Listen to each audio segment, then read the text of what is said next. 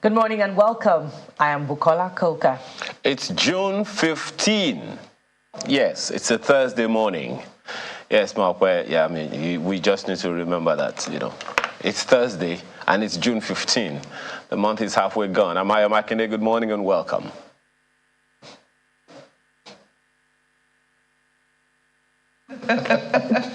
Let me address my co-debaters now and our audience.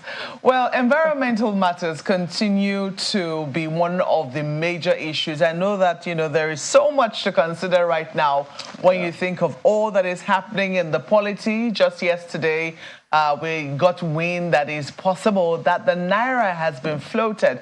Now, whether there's been any real confirmation to that is yet to be seen, but that's the experience that those who had to buy the currency had yesterday at the banks. There was the talk that banks had now been told to sell at whatever rate. And then we also saw the suspension of the EFCC chairman indefinitely into very grievous allegations against him. We will be digging into that much later on the program today. But environmental matters are things that concern all of us. We are all connected by the environment. In the last couple of days, it's been raining, and I'm sure the weather has been beautiful for you. I love the rains. I don't know about you. What I do fear for a number of people is the aftermath of what could come of rains. And I think that a number of communities in the southeast of the country experienced that yesterday. There was a landslide that took away homes. We even understand some lives were lost in that landslide as a result of very heavy rainfalls. And also yesterday, we saw the resignation of the former Speaker of the House of Representatives, Femi Gbajabiamila, who tendered his resignation on the floor of the House. But just before he did, he presented a motion to the House, urging them to look into the matter of flooding that could come as a result of the rains. The DG, the Director General of NEMA, National Emergency Management Agency, had spoken to him about impending flood disasters in many states. Last year, we witnessed unprecedented rains in the country.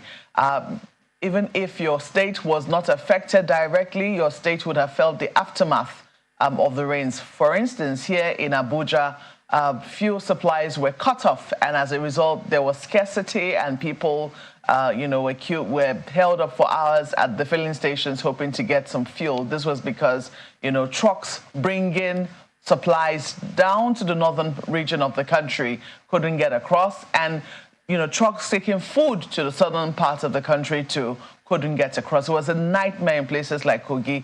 And those are people who are just, how will I put it now, who were even the lucky ones. If your problem, if it rained, was that you couldn't get petrol, yes, it was difficult. But imagine that all your life savings were gone in a flash as a result of a flood.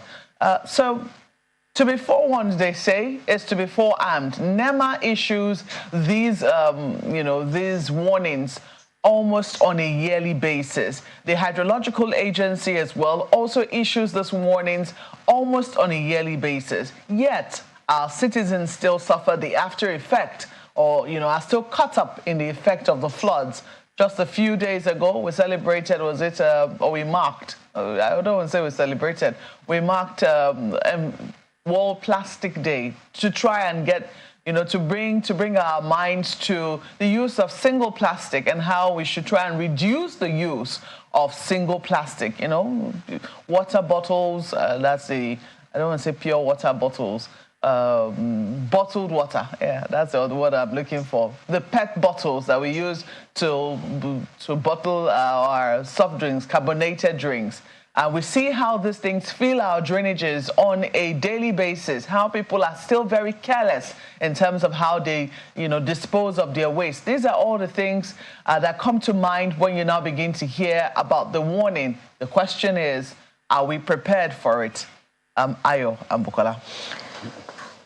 A big question there, Malkwe. Are we prepared for it? What's going to happen in the short term rather than the long term when the rains come upon us yet again, as predicted by the Nigerian Meteorological agency. It's a good thing that sufficient warning has been given, but sufficient warnings have always been given in the past. So what are we doing at the moment to clear our drainages, particularly those canals? And, you know, you talked about that bottle. I recall attending a climate change workshop some time ago, and we were told that that bottle takes 100 years to, to degrade. What's the word again? Thank degrade. you for degrade. It takes 100 years to degrade. So imagine if we clogged those canals and the oceans, as has become our practice, with that bottle. That's how many generations? It's human activity that has serious adverse effects on climate change. So we must normalize recycling of our plastic bottles and every other material in that category. I'm talking right now about nylons, that we use to package and collect, stuff from the market. So we must normalize recycling. It's very, very important. Last year, the impact of the rain was devastating. Hundreds of Nigerians died as a result of the flooding that happened in many states of the Federation. But what mitigation effects, measures rather, has the federal government put in place or is even considering? Because some of them, are capital intensive. I recall how we talked endlessly on the program about the need, to build alternative dams to what we already have, such that, we won't experience that tragedy of monumental proportions. I hope that's not where we're headed yet again. The news from Imo State is really, really unsettling. The landslide there, we hear, cut off 6 families, I believe, from different buildings. Look at that devastation, that level of devastation. That means they're cut off from their daily human activity, setting up for work, school, and every other business that they, would normally embark upon. We hope that the state government would rise to the occasion and ensure that those families are rescued. But that's just one out of how many states of the Southeast that are prone to such devastation. We recall also how the Anambra State Governor spoke last year about how Anambra is the capital of erosion in Nigeria. So what are the long-term measures? What intervention is the federal government offering those states? And what's happening to our ecological fund? I could go on and on. I want to take the baton from here. While the federal government has its job cut out, as the president said, the state governors also asked for the job. Okay, so they should just roll up their sleeves and get the job done. And as you and Malkwe have pointed out, this is not coming to us as a shock. We knew that there will be flooding. NEMA every year, I think from like November or so of the previous year, will tell you that, look, in the year ahead, these are the number of days of rain we're going to have, and these are the things that we need to do, so we need to prepare for them. The question then is, who is listening? I think recently, I'm not sure which state, the state government told the local, I think it was in Kogi State, I'm not very sure, that the locality should relocate away from that place because of their rain. Now, this is what happened in Kogi State last year. What's going to happen this year? Well, this level of, flooding, I understand, happens maybe just once in about 10 years or so, going by what we had, the previous year. But the previous decade. But there are things that some of these things are not coming to us as a surprise.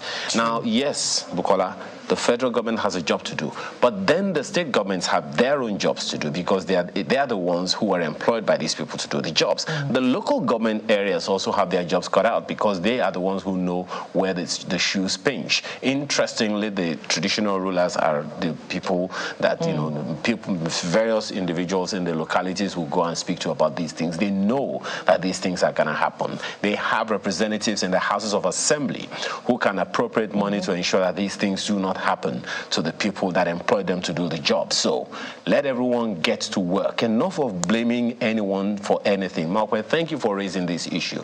But it's about time we recognize that, look, it's not about anyone. I mean, Mr. Femi Gbajabiamilada raised the issue on the floor of the House. I haven't been to Surulere in a while, but I know the number of times that the area had been flooded, and the drainages that have come up in that area just to make sure that these things do not go. I remember, I think there is this particular canal, you know, just before Masha, if you're coming from Stadium, it used to overflood. Over the years, that's not been the case anymore. Let everyone who has influence in these communities get to work and make sure that lives are not lost. Being in position does not give you access or opportunity to take advantage of yourself, of the people, and just for yourself alone. It's for the people that employed you to get the job done. You know, Ayo, you raised a very important point about our response to these warnings, you know, by government agencies and government officials as well. Government, yet again, may have to intervene, perhaps with forced evacuations, because, you know, our people hear about these warnings. There is sufficient warning put out. But then again, what are the alternatives? Where do they go is the usual excuse provided. But the consequences are far more dire than, you know, that option or that problem of where do we go, what's the alternative? It only takes thinking. The Lagos State, for instance, I think it was in the 60s or 70s, has had to relocate an entire community before from Lagos Island to what is now called Surulere. It was called New Lagos at the time. So all it takes is the will for the government to do it. Forward thinking, long-term planning. We know where the floods usually happen. It's not coming to us as a surprise. Chamberlain. Well, guys, you know, key to all of these things, just listening to what you're saying, is that, yes, the government, federal and state, even local, need to actually sit down and probably restructure or reorganize or ask themselves, reassess how these ecological funds and the revision funds are disbursed among themselves and what it can achieve or what it has achieved before.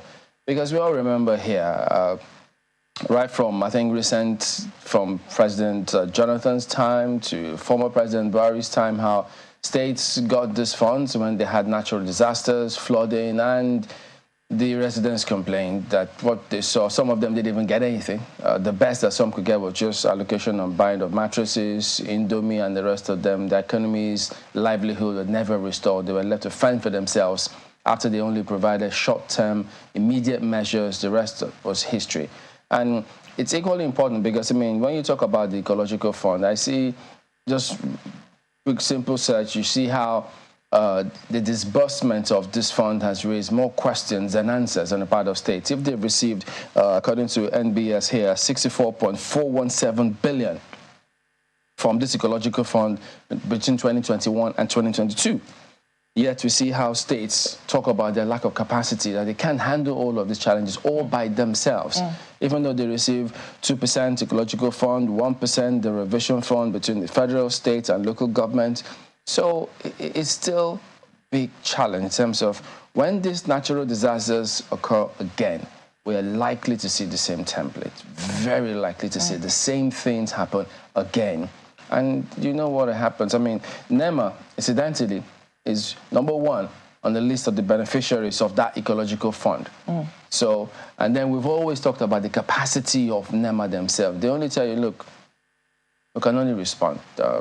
What else can we do? Chimele, I watched something recently. Our correspondent covered it, and this was as a result of what eyewitnesses sent to us. So if you do have any story that you'd like us to focus on, do send it to our eyewitness platform, eyewitness email, and our correspondent in the state where you are might be able to follow up on it if it's something that is, you know, I don't want to say worth following, but of course, what is of grave concern to you, I mean, if certainly has got great merit, I think it will speak for itself. The Ayetoro community in Ondo State I think our community is almost wiped out as a result of the incursion of the sea on their land. They almost have no land as a result of what has happened. And I remember the traditional ruler of the place saying, you know, we've had visits. It's not like as if the federal government doesn't know what's going on. We've been visited by lawmakers, we've been visited by state governments, we've been visited by the governor, we've been visited. Anybody who is anybody has visited us. There is nothing that they had, all the temporary measures that they put in place, nothing has worked. What really needs to happen is a major investment, if that thing is going to happen. The state government said, oh, we get something from the Ecological Fund, but that is way beyond our capacity. The money we get from the Ecological Fund, we use it to tackle other ecological issues that we have. That money will not be enough, cannot even, you know, fill a hole in what is currently happening at Utero. So a whole community, an entire community is looking at their community being washed away by the sea. So indeed, there are major things that need to be highlighted in terms of, you know, erosion. If state governments cannot handle it, there have been erosion in the southeast for the longest of time from Anambra to, it looks like it's beginning to spread now. We're looking at sea communities by the sea being, you know, encroached upon. If these things are, you know, taken in totality and they see that it's way beyond the capacity of the states to handle, then maybe there needs to be I don't know, another agency, certainly not NEMA, because NEMA visited that community and all they gave them was mattresses and Indomie, you know. Usual templates, same things. Mattress and Indomie and buckets. That's what NEMA is known for. I hope that, you know, we can take ourselves a little more seriously and you know, face our environmental problems. Don't forget that even the North has its own as well, desertification, etc. These are all the issues. We need to look at it holistically. How is it that the sea is washing away, you know, land in some other areas and there's no water in some other areas? Is there any way we can actually pipe sea water, as some people have even suggested, water from the southern parts of the country to the north? Big, you know, it might be vivid imagination, but if we're bold in our initiative, there is nothing that is impossible. Hoping that they don't play politics with all of this, with data, development, because the people are the heart of all of this. After all, they always say that, look, they're there for the people to make sure things happen for them. So this is one very huge case in point. All right, let's go ahead and take you through some of the dailies here this morning. We'll start with The Guardian. Well, the news has been awash with several perspectives on monetary policy, on the Naira, much as, yes, the EFCC matter equally there. But take a look at The Guardian, for instance. Naira slumps as CBN commences rates harmonization, faces supply hurdle. So they then come up with this tab for us, 2023. You get to see it at 664 Naira to the dollar, right, up on, and then at the base you see that in 1999, 97 Naira to the dollar. Oh. Well, many are looking to see probably a change in the trend, such that this, which is deep, because year on year, for decades, it's always been going high, and then every time you see it at the particular limit, you think, oh, this is bad. So look at that now. 97 Naira to the dollar and 664 to the dollar at the moment. From this tab, you get to see here. And then they equally have some, well, look at this, aviation stock funds, $818.2 million. Wow. Well, it's for you to make sense out of all of this. And speaking about making sense out of some of this, they can't come to terms with what's happening in Kano, for instance. Outrage as Kano government demolishes multi-million Naira monument. Well, the images are all there for everyone, and it's been going on for a while. I think the governor has been going on for, what did he call it? I'm trying to remember the name now. I think he says he wants to harmonize and cleanse some of those states, but the previous immediate governor not exactly happy with that, but just keeping tabs with what's happening in Kano there. AMCOM's bid to return Arik Air to founder fails twice over 240.3 billion Naira debt. Oh. Oh yeah, look at this. It's just right beside that story. Kenyan president wants less circulation of dollars in Africa. What do you guys think about that, though? I think I'd like to hear that. And if you're watching, tell us what you think about this and how to approach this, the pros and cons of all of this. So because they've been going on a while for some of this, some African presidents too saying categorically they will not be paying for their oil products or petroleum products in dollar denomination. No, they will not do that. And so it generated the buzz at the time, and apparently it's still on. What do they want to pay it in? Either they look at it in rubles, renminbi, who knows? But they're saying, or in their own local currency, or they say, Brazil president said, look, I sleep and I wake up asking myself, why must I pay oil revenue or proceeds in dollars? They all have been putting heads together. But who knows? I wonder what our position can be, what our president thinks on this. That's the Guardian. You know, we tried something the other time because we found out that a lot of our importers were going to China to bring in goods and products. And we said, oh, why don't we give you, there's this special exchange window where we change Naira to the renminbi, you know, directly. Why do we have to change it to dollars first before we... I don't know what became of that project. We never got answers. We knocked on the CBN doors. Could you explain to the people what is this about? How does it benefit the people? What do the people do? What role do people play? Nothing came through. Nothing. So that's why people don't know about some of these things. Oh, well, let's take a look at what leadership has on the front page for you this morning. And this is it. Tinubu begins monetary policy reforms.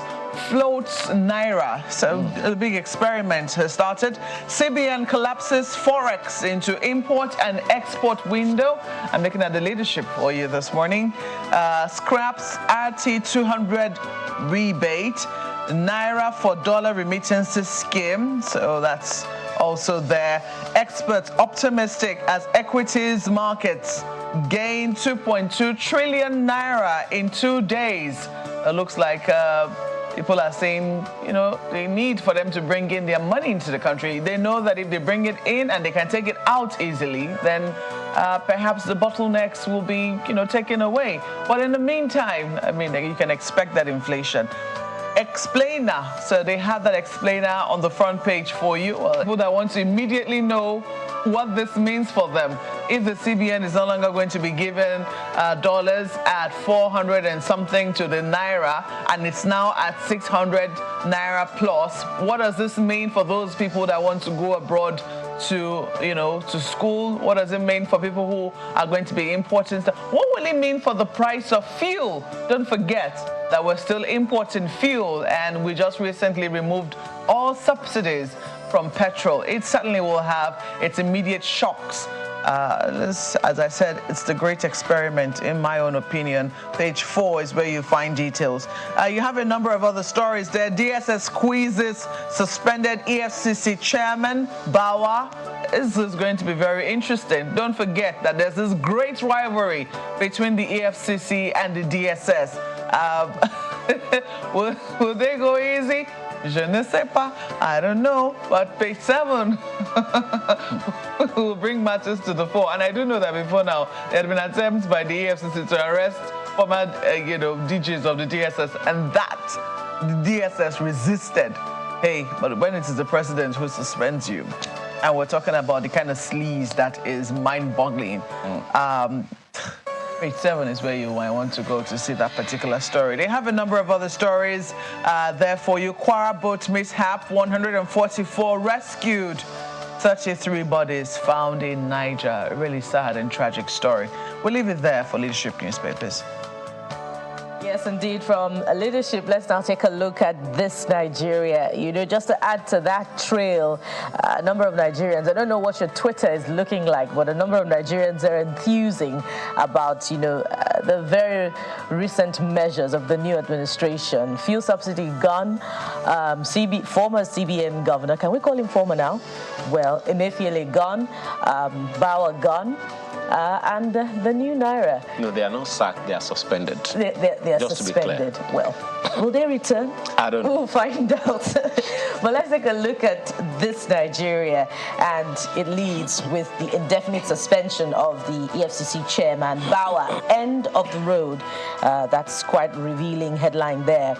President Tinubu suspends EFCC chair amid allegations of gross misconduct few days after Emefiele, CBN governor's ouster, embattled Bauer in DSS custody for interrogation. Well, the operative word there is missing in this headline, and that will be indefinite suspension. What does that mean for the fight against corruption? That and many other questions we'll be asking for you this morning. Above the nameplate, or just beside the nameplate, there's this one: Naira crashes at official market amid CBN directive on free FX trade. And just to add to your list of questions, Markwe, what does this also mean for inflation? We'll find out for you amid the program. More stories. Over 200 police officers to retire soon. That's ascribed to the Police Service Commission, and it's a page 7 read on this Nigerian newspaper. FG to start disbursement of students' loan from September. Something to cheer there for Nigerian students. And this is quite interesting. Listen to this. 75 pregnant women sneaked into Saudi Hajj Commission laments. Well, what's the motivation? Are there free services or many incentives for you to, take your delivery to Saudi Arabia? I wonder what the motivation is. Is this another strategy for migration to other countries that offer more opportunities in search of, the popular greener pastures? I'm just wondering, if you're curious as I am, you find details on page 5 of this Nigeria.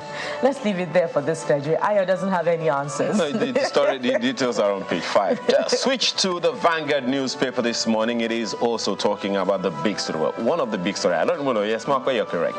You don't even know which of the big stories you're going to encounter before your day is over.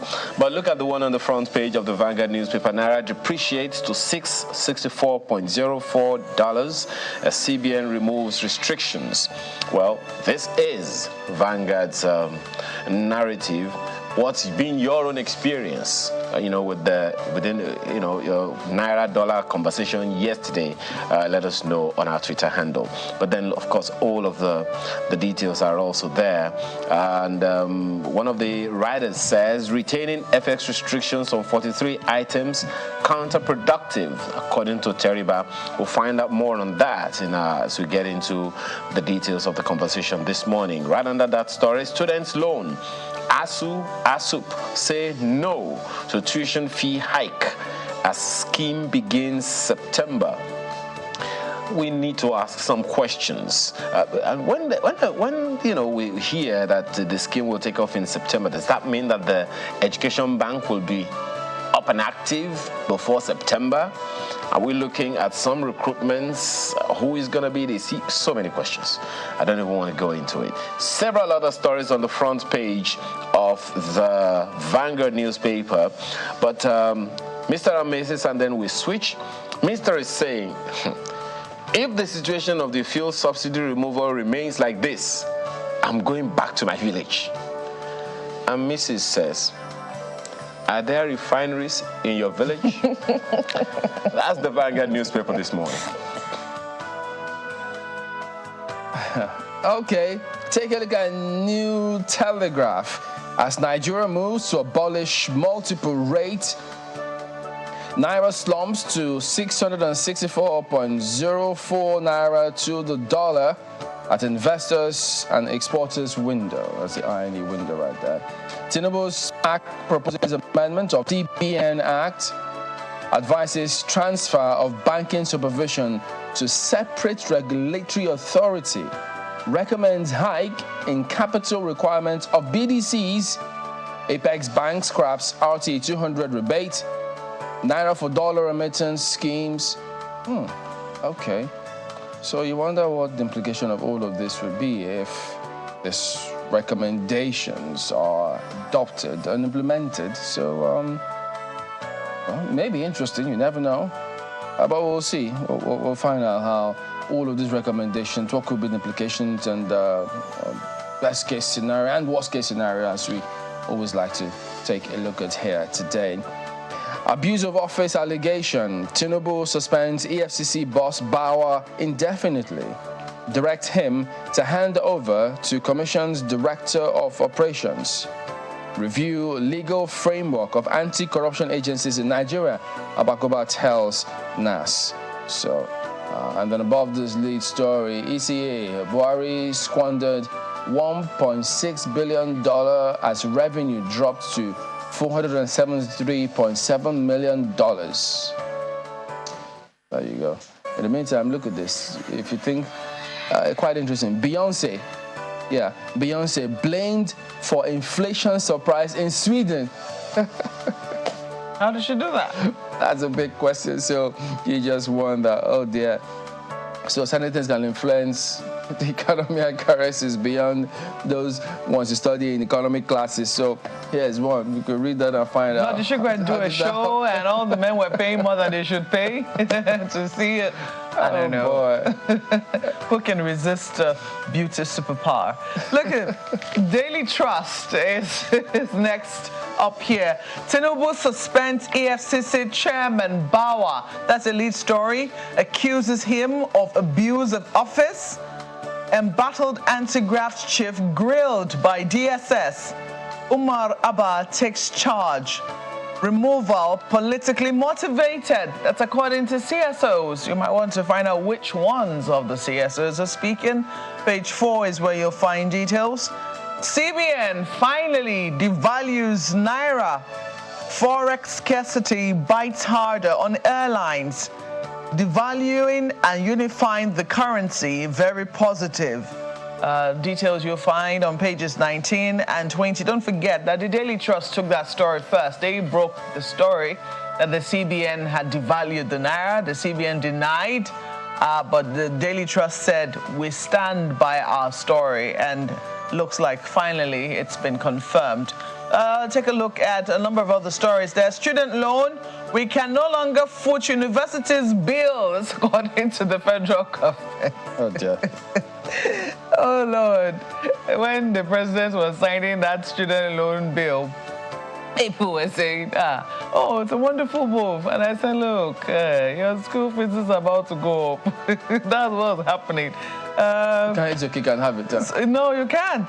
You can't. But I think that bank, the student loan bank, needs to be up and running first before they can actually begin to remove the increased tuition, as the case might be. People need to know that this is already up and running and they can access it if they need to. But to start having this is going to cause utter confusion if it's not properly managed, because there's so much going on at the same time. You also have the story, reactions trail Kano government demolition of roundabouts. It was a beautiful roundabout from the pictures we saw. Was there anything that informed that? It would be very interesting to hear from the Kano state government that this was not about vendetta. This was about, maybe trying to restructure or, they have let us know what exactly it was about. But let's leave it there for Daily Trust. Yeah, so that ends a look at some of the dailies here as well. We are back in a moment. Don't go away.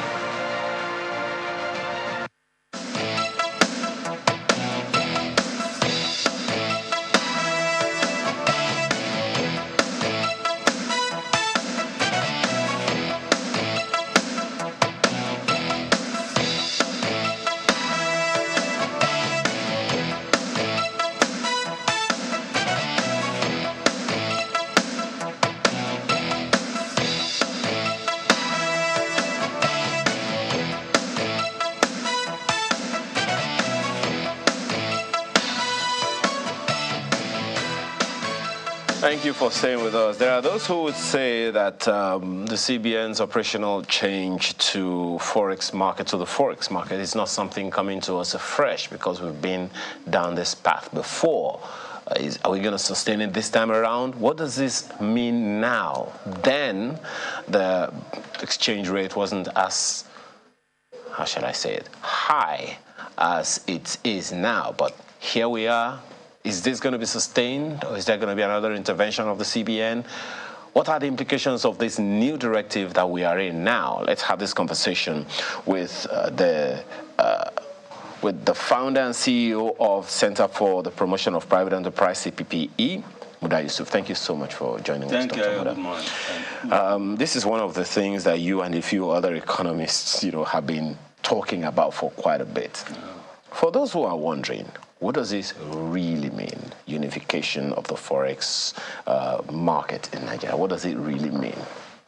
Well, what it means is that we are going to have a more equitable framework for the allocation of foreign exchange. A framework that is more transparent, a framework that we remove the unwholesome practice of round-tripping and all the associated corruption around the foreign exchange market. Yes, on paper, we do say that the exchange rate is 460, 461. But the reality is that what percentage of the population have access to foreign exchange at 460 or 461? So when I see some headlines saying that the Naira has been devalued, the reality is that the operating exchange rates for the past few years is over 700. If you talk to any business person or even individuals or businesses, effective exchange rate is over 700. So if we have a unification regime that can make foreign exchange accessible at 660, will you call that a devaluation? I think it is better for everybody. Because my apologies, Dr. Yusuf. Just to be clear, what's the difference between what we have now, where the market is liberalized, and a situation where the Naira is devalued? What's the difference? No, the difference. First, I don't like the word devalued. Well, it's an adjustment. But it has happened before. Yes, it has happened. I mean, Nigeria's currency has been devalued quite a few times before. It has been devalued. So what's the difference between devaluing the Naira and, okay, let's use your word, adjustment? Because we are talking about a flexible exchange rate regime. You see, devaluation has a very negative connotation. It's as if the government deliberately wants to make the exchange rate weaker. That is not the reality. What the government is doing is to allow the rate to reflect the fundamentals of supply and demand. And going forward, it could get better, it could get worse, depending on what the fundamentals are. And when we talk about fundamentals, we are talking about factors on the supply side. If the supply improves, the exchange rate will appreciate. I know that, I know that there are a number of issues that we're going to be discussing, but what Nigerians want is for the Naira to appreciate against any currency at that. There was a time in this country when the Naira was stronger than the dollar, even stronger than the pound. So now, what's the path to getting back there as closely as possible? The path is what we have started now. Because the new policy regime will make for a better inflow of foreign exchange into the economy. What we have had before now is a situation where we depend almost entirely on what the central bank is putting in the market. So there has been a restriction on inflow of foreign exchange. Doesn't that also make us additionally dependent on importation? No. We are talking about ability to attract foreign exchange into the economy. It doesn't make us... I mean, if we export more, for instance, that is attracting more foreign exchange. Just before we take flight on the discussion, yes. Still on the difference in the semantics, liberalization and devaluation. Yes. You are saying that it's an adjustment. So, though in theory we're saying that the naira has crashed, but by implication it is really gaining in strength. Is that your position? That is what I'm saying. Okay. Because if more Nigerians or more corporate citizens will have better access to foreign exchange at 660, they are better off. When we claimed that the exchange rate was 461, and they don't have access to it. And at that time, only very few privileged people had access to the 461. And to make matters worse, most of those who have access to 461 will take the foreign exchange from that official window and go and sell it at the parallel market window. So we had that going on for a very long time. And the system has created billionaires who are not creating any value. The phenomenon of which we call round tripping. Okay, now let's get to the details now. Yes. So what does this imply for the various segments of the economy? Mawpe and Bukola have been talking about the implication on Nigerians who study abroad. That and a number of other, BTA costs and all those things. What is the implication of that? How is that going to help them or harm them? No, it's going to be positive. Before now, we have an acute liquidity challenge in the foreign exchange market.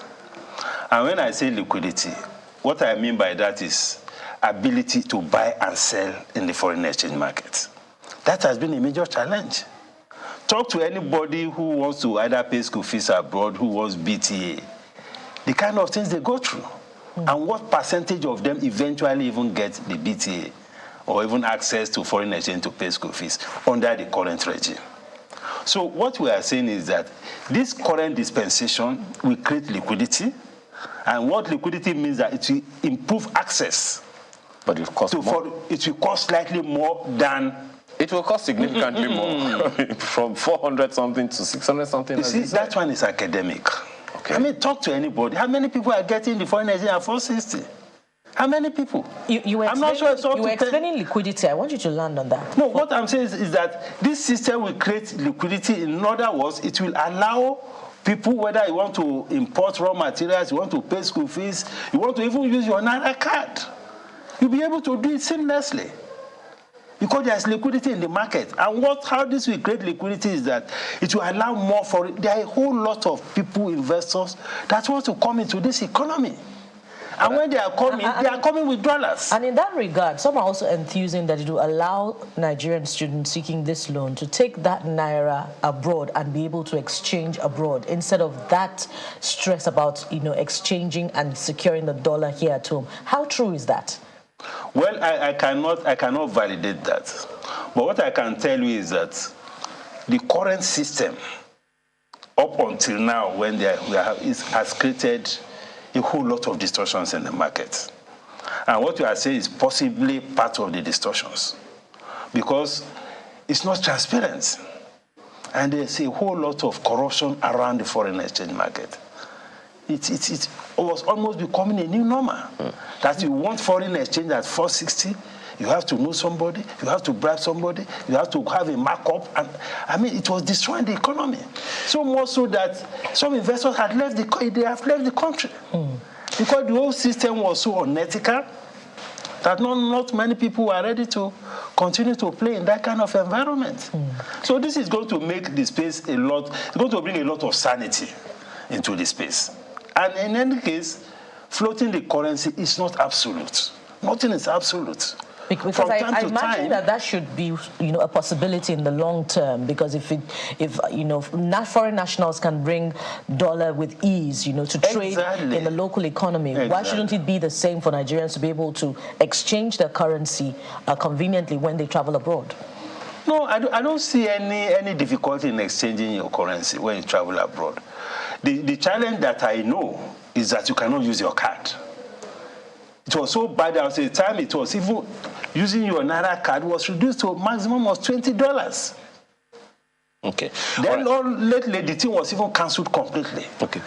Just a quick one before we go to Abuja. There are those who also say that the implication is that Nigeria's debt burden rises as a result of this adjustment. No, you see, the point is, again, that may be academic. If you convert your debt at 460, you have a lower figure. If you convert it at 660, you have a higher figure. But that means we have... That is external debt. But the reality is that if you are paying the debt as a sovereign nation, you are paying from your dollar account anyway. So it doesn't really matter. Okay. Because if you are talking about paying external debt, you pay from your reserves, which is in doesn't dollars. have an implication but for academic purposes, in terms of recording it in naira, of course, it will go up. But does it quickly also have an implication for debt to GDP ratio in the long term? No, it will have, if you are computing based on the naira, of course, because the naira equivalent of the debt will have gone up by the proportion of the increase between the official rate and the new rate. Positive or negative? Exactly. Well, academically it's negative, but in reality it doesn't really matter. Okay. Chamberlain. So, Mr. Yusuf, good morning. Shed some further light on this for us, if you will. Supply is at the base of all of this, and CBN was intervening in this matter because of the supply challenge. Now, if their intervention has been taken off, let it be determined by the forces of demand and supply, do we take it for granted that we sorted the supply challenges such that we don't need to worry about CBN intervention anymore? No, not exactly. The CBNC has a role to play in stabilizing the market. And that is the point I was making when I said that the flotation of the currency is not absolute. And nowhere in the world is it absolute. If the situation is degenerating such that you have too much of volatility, or the currency is losing too much strength, the CBN has a responsibility to intervene because the CBN is in custody of the nation's reserves. And part of the things you do with the reserves is to intervene in your foreign exchange market, depending on the prevailing circumstances, depending on the challenges of volatility, depending on the challenges of depreciation. But you can do that only to the extent that you have the reserves to do so. But the beauty of the current dispensation is that all the obstructions and obstacles to supply of foreign exchange into the economy is being removed. Because how do you convince an investor to come into this economy and you are telling the investor that you have to exchange the currency at 460? So because of that policy, so many funds that should normally have come to support the supply side of the economy have not been coming in. Whether you are talking about foreign direct investment, you are talking about foreign portfolio investors, you are talking about even export proceeds. Many exporters are not declaring their export proceeds. Many of them are keeping it outside the country. Because the policy is that if you export, if you are bringing your export proceeds, the bank will convert it compulsorily at 460. Is that not even penalizing exports? So these are the challenges and the bottlenecks that policy has created. So in terms of what this means for businesses, because if people take loans in foreign currency and then they have to pay back, there might be a challenge. I mean, I heard you also make reference to this that happened before, but we also do remember that in 2017, this contributed to the exit of one of the telecom companies. So what are we likely to see happen? How would you advise companies approach this scenario, for instance? No, it is good for companies generally. It is very good for companies. But generally, and this is talking now within the larger macroeconomic framework. If you are running a business and you have a dollar exposure, in other words, if you have borrowed money in foreign currency, it is an extremely high risk, what you call currency risk or foreign exchange risk. Because if you are operating in an economy where your cash flow is in naira and your indebtedness is in dollar, then you are carrying a very big risk. So that is a business risk. So for anybody doing business, I mean, the lower your exposure in terms of foreign currency, the better.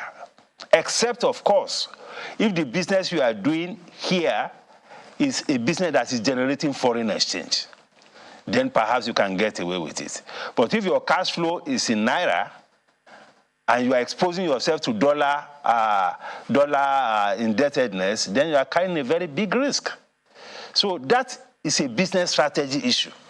So anybody doing business should factor that into his business, his or her business strategy. Well, I think that would also include Nigeria, considering that some of the loans that we have taken have also been denominated in dollars. For example, the $800 million loan, which the Buhari administration tried to obtain from the World Bank before it left, it was denominated in dollars. Now, whether the Tinubu administration is also pursuing that is still very uncertain, but we know that the National Assembly gave its approval.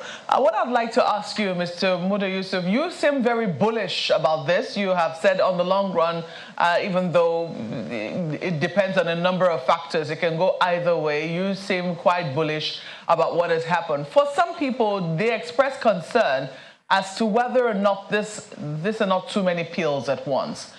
Fuel subsidy has been taken away. It is strongly import dependent. We're still importing petrol. But looking at the fact that we've now floated the Naira, we could see an immediate rise in the cost of petrol. Do you think that all of these reforms, are they happening too many at the same time? No, I don't think so. I think these are some of the very critical reforms that we need to undertake. Because one of the challenges confronting the current administration is to fix the economy. And fixing the economy requires some very, very important and fundamental reforms. So reforming the foreign exchange market is very fundamental, which is one major step that has been taken by this administration. Reforming the oil and gas sector is also very fundamental, which is another major step that has been taken. And the reality is that there is no time to waste. So if we must, fix the economy, these reforms are inevitable. But we need to manage the process well, such that the shocks on the citizens will be minimal. Of course, there will be shocks, there will be pains, but there has to be complementary policies to make sure that the pains are not excessive. So these things are inevitable. Of course, you have other fundamental issues around insecurity. You have issues around rising fiscal deficits and all of that, inflation. All of these things are related. Because if you continue to run the economy the way we have been running it, the macroeconomic challenges will continue. You'll be short of revenue. You'll be falling back on the central bank to borrow money. You'll be borrowing more money. The debt service will be climbing and all of that. And we don't want to continue in that trajectory. So what is being done now is to move us away from that trajectory into a more stable and growth path. That is what is happening now.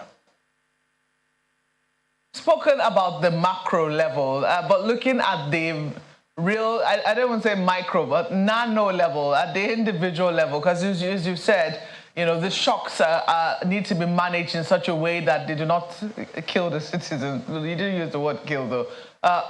Looking more, do you think that do we have a real metric whereby we can measure what is really happening to the people at the very bottom level?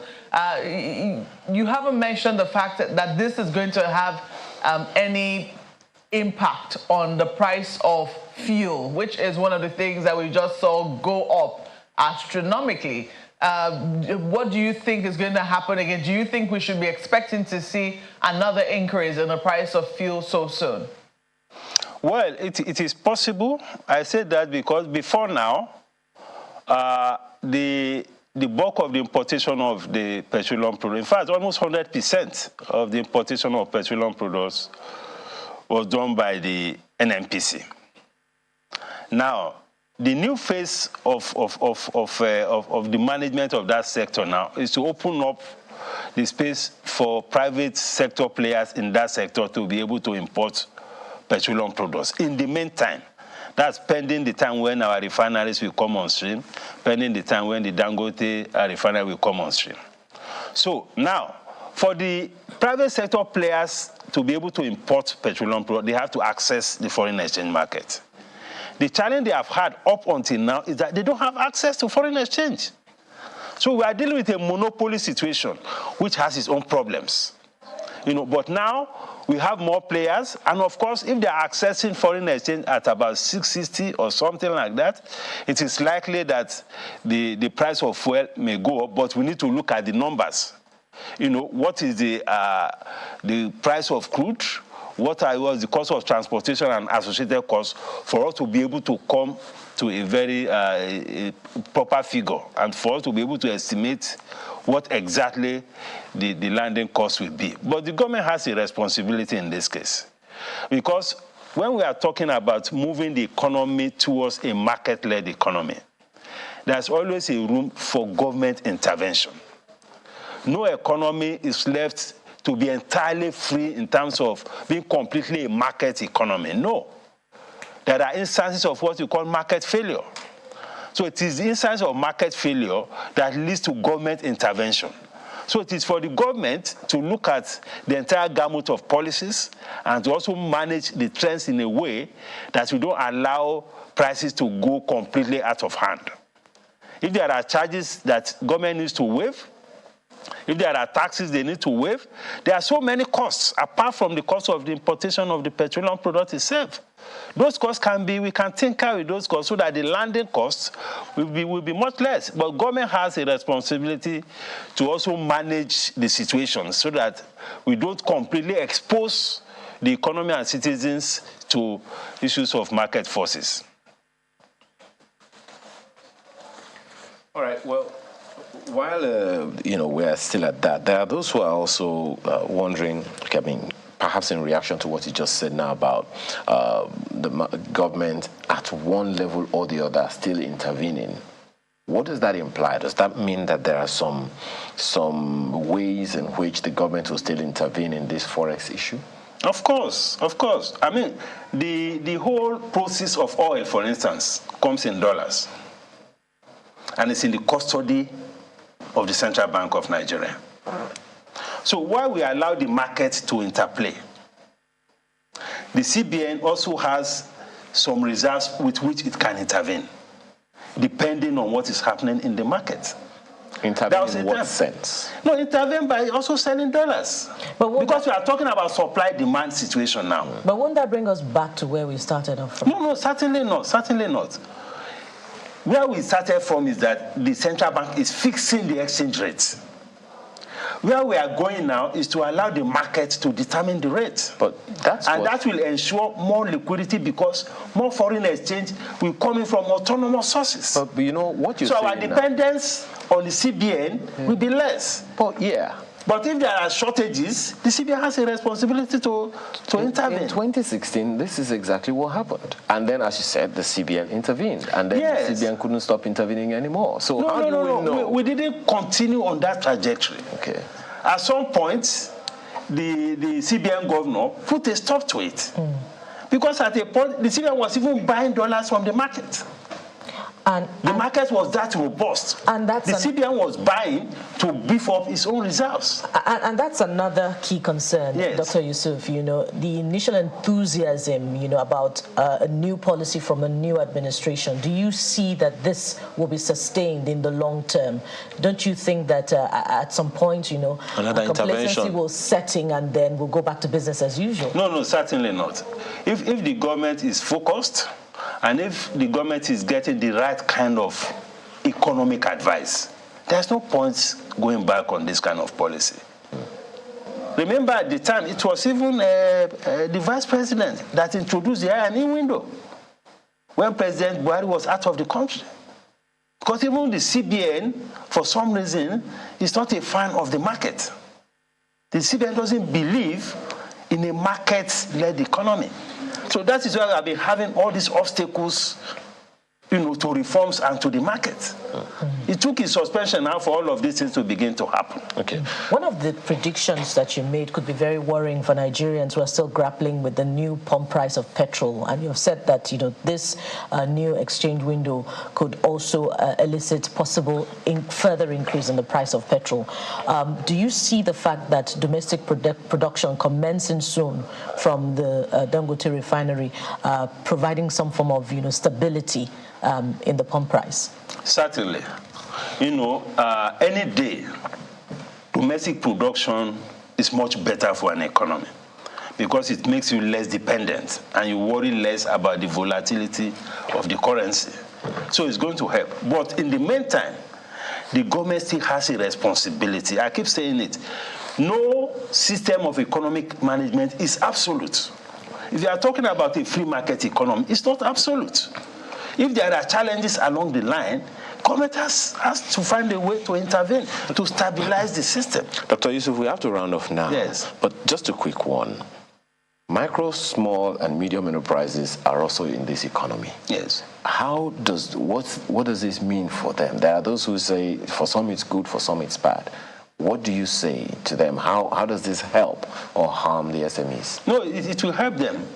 It's very positive for them because the SMEs don't have connections. They don't have contact in the CBN to get. Some of them just need maybe $5,000, $10,000. They can't get it. Some of them need BTS. They can't get it because of all the problems that the formal policy dispensation has created. Mm-hmm. But this policy regime is going to be more transparent. It's going to be more open. And you don't need any connection to it. It's a free market. It's a market you just go and buy because we are talking about a market that will be, that you have better liquidity. For another category of business people, yes. Some experts are saying that restricting FX from 43 items will be counterproductive. Do you agree with them? Yes, I agree with that because if you are not careful, if you still leave the 43 items out of this equation, the Forex demand of the 41 items or 43 items will put pressure on the parallel market. And before you know, you can begin to see another gap. So we must harmonize the entire thing. And we must also find a place for the BDCs in all of this. Because you talk about SMEs. Most of the transactions that the SMEs do, most of them do it through the BDCs. So we have to factor them into this reform so that all these retail demands for FX, they can also deal with it at their own level. Well, someone says we should bring you in 6 months to explain why whatever the impact or influence of this will be. No, I'm very optimistic that this is the way to go. Absolutely. Thank you so much for your time this morning. Dr. Muda Yusuf is CEO of CPPE. Thank you again for your time. Thank you very much, my pleasure. All right, we're back after now to take on another issue, also in the news. To stay with us.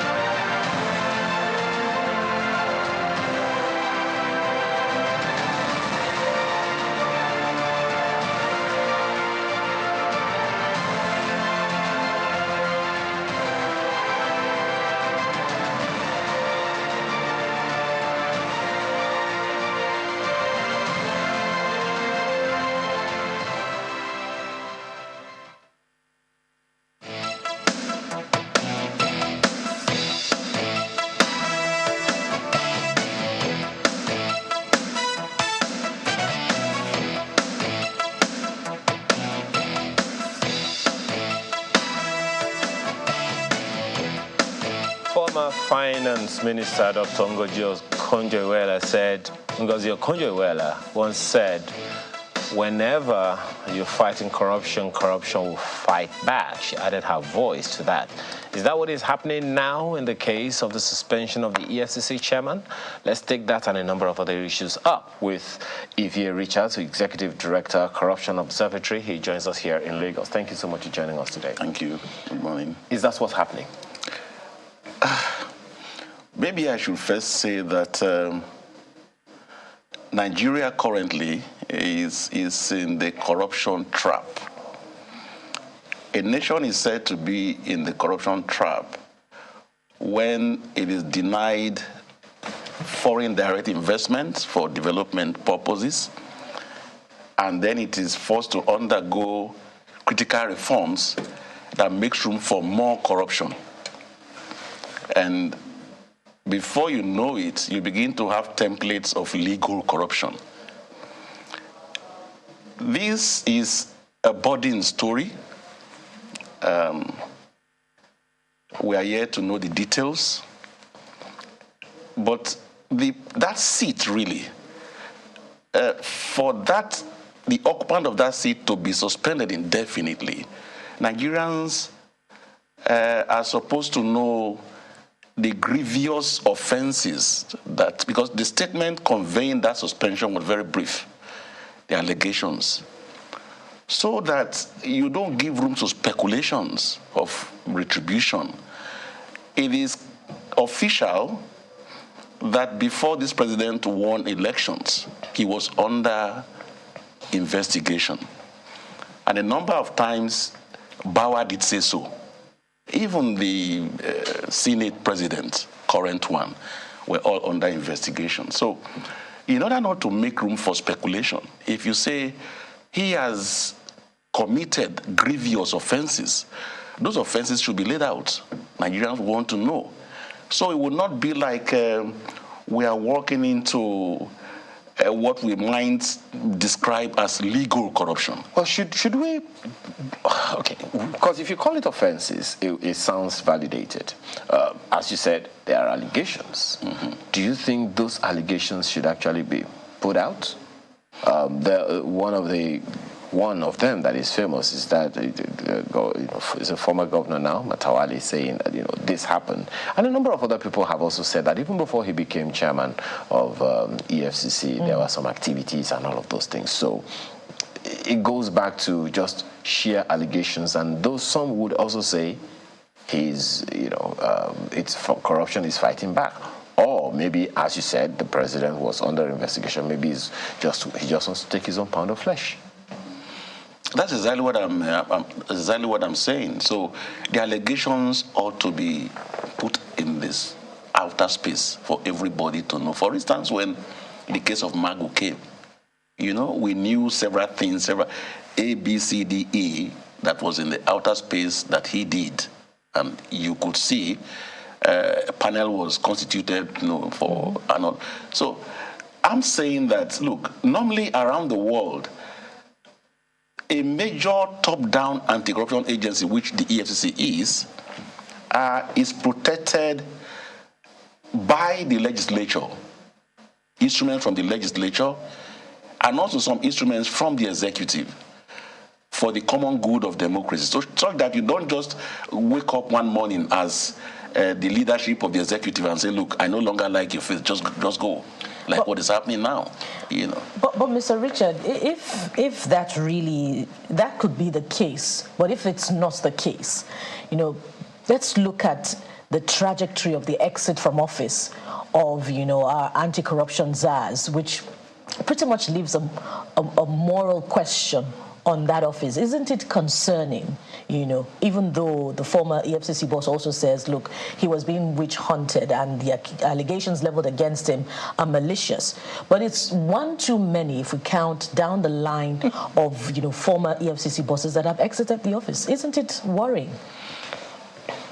I don't know. I really don't know how to react to this now, but look, somebody once said that the way the NNPC was governed, even if you put an angel there, the angel will become corrupted.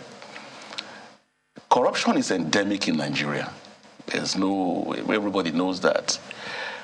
And the president is exposed to a lot of intelligence from, several quarters. So what he does know, you and I may not know at this moment. And to be very candid, it's not only the state that is corrupt. Even the people in Nigeria would love to be corrupt. That's a reality facing all of us. Love to be corrupt. And a lot of us are corrupt, is the simple truth. So, but the question is that... Pardon me. Just explain that, because there are some watching you now saying, no, I'm not. Okay. If you know that kind of person, just, what we call that now, you just give me a little trial. Put a queue somewhere to get to a place, and you need to spend about an hour on that queue. And then put another window where he could just pay a little money, and then he goes and get what he wants and see what he will do. What is corruption? This is the simple truth. So that is already in the blood of the average Nigerian. But anyway, the point I'm trying to make is that what Tinubu knows today on that seat, you and I may not know. So I would not say that, look, completely Bawa is undergoing witch hunt. I wouldn't say so. But what I would say is, what are these allegations? Nigerians want to know, such that we don't go into speculation. What has he done? Tell us what he has done, so we know why you are taking the action that you are. Or if you don't do that, it will simply mean that this is pure retribution. Well, Mr. Richard, when you consider that, for the immediate past, for the former boss of the commission, the recommendations of the panel that investigated him were not fully implemented. I doubt that they were even implemented in the first place. And when you consider that we really don't know what the outcome of this investigation will be for the current boss who has been suspended indefinitely. Who regulates the regulator, so to speak? That's the commission. Can we trust the judiciary to regulate the regulator, or should we come up with another structure? This is even my entry point into this conversation. Where you have a situation where corruption becomes legal, because there's legal corruption, what you do is go into constitutional reforms. So you may be looking more at the legislature to review the founding documentation of the commission, such that nobody wakes up and begin to say, look, we no longer like you, or you have done A, B, C, D, please go. It becomes difficult. One that is strengthened and properly done, you can't just have people come and say, look, you leave. For instance, you get up today, now can you say President Tinubu should leave? You would need two-thirds, right, majority around the country. That's the kind of thing that we're looking at. So once you put a thing like that in place, even better people would love to become headship of that kind of commission. As it were today, we don't have that. Well, Mr. Richard, perhaps in the same vein of that, question Bukola just asked, do you think we have enough institutional framework to fight corruption before getting in to the level of the EFCC? The basis is this, and how strong are they? For years, I talk about this all the time, my colleagues already call me names for it. The Auditor General's report is said to be an instrument of fighting corruption, or at least monitoring outflows of the federal government. As you mentioned the legislature, how efficient has the legislature been in that regard? Because there is supposed to be either a House committee, or a Senate committee or something, monitoring the activities of certain MDAs, including the EFCC. So do you think we have strong enough institutional frameworks all across the nation, perhaps at the federal level and even at the states level, to ensure that things don't even get bad enough before they get to the EFCC? Yes, we have a number of them, and I'm very happy that you mentioned this Auditor General's report, the one that was released in 2022, right? That spoke. I was doing some work recently, and I stumbled into that report. What happens is those constitutional provisions that will regulate issues like this are crushed by impunity. I saw the impunity with which the Federal Ministry of Finance treated the pre-shipment inspection of the only revenue earner that we have as a nation, crude oil and gas. From 2016 up until 2020, according to that report, all this reform, all these provisions to regulate this were jettisoned by the Buhari administration. Not me saying so, that's what the General report. In fact, about 8 breaches that the legislature ought to have risen, what's the name of the past Senate president now and the speaker, ought to have risen to the occasion to say, look, no, this cannot happen. But that never happened. Nobody said anything. And I'm not even sure that Nigerians are aware of this report, because in some climes, that's enough to set a nation ablaze. So, but that impunity, that culture of impunity, is what crushes this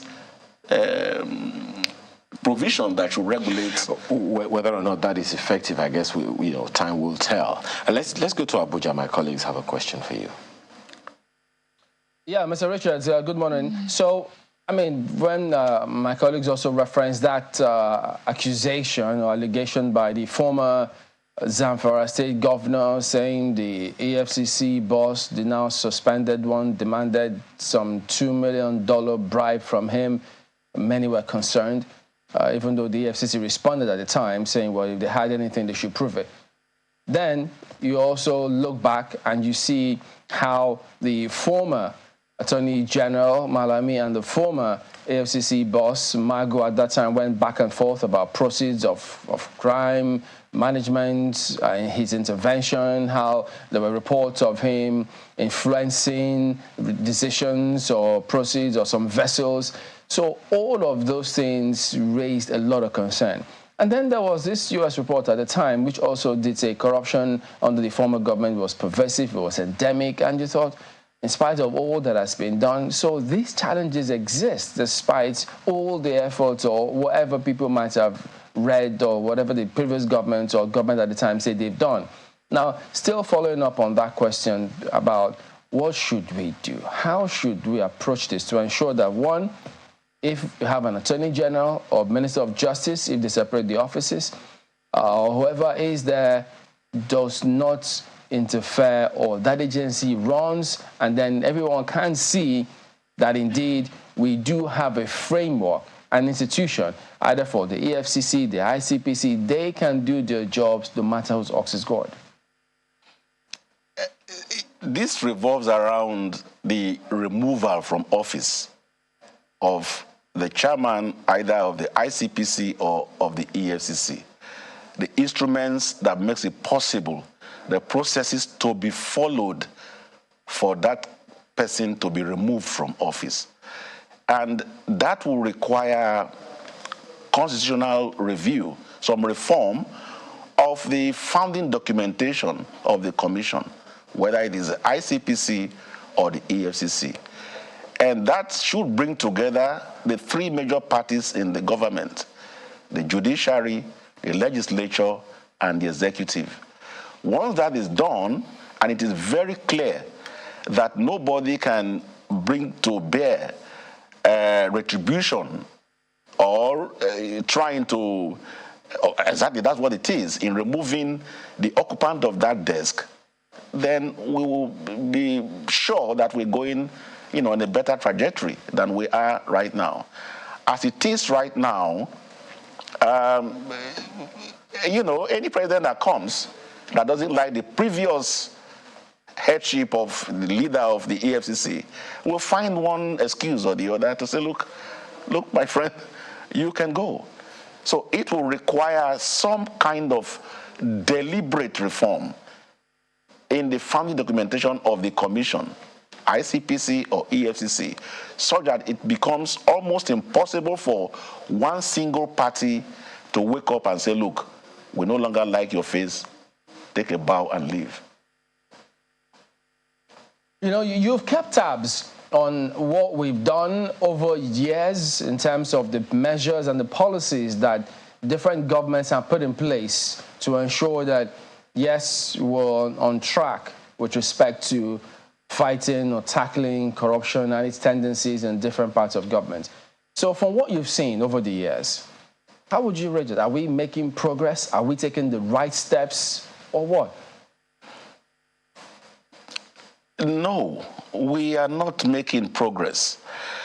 Not too long ago, I saw some of the interviews that came from Mr. Bauer, where he was proud to say a lot of convictions have been made within the polity, you know, and been one of the best years. I think it was 2021. They did a lot of convictions and all of that. And I made a comment, you know, in this studio that, look, the fact that you are convicting a lot of people does not mean that corruption is on the decline.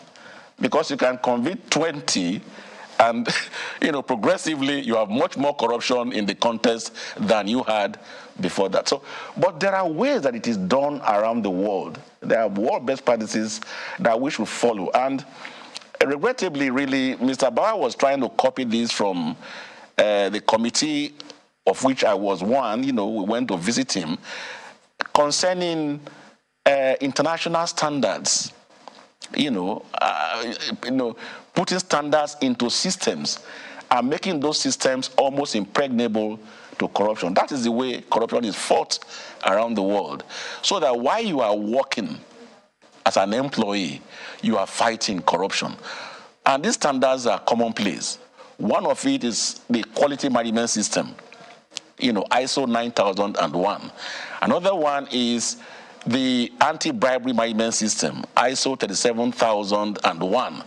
Compliance, ISO 37301.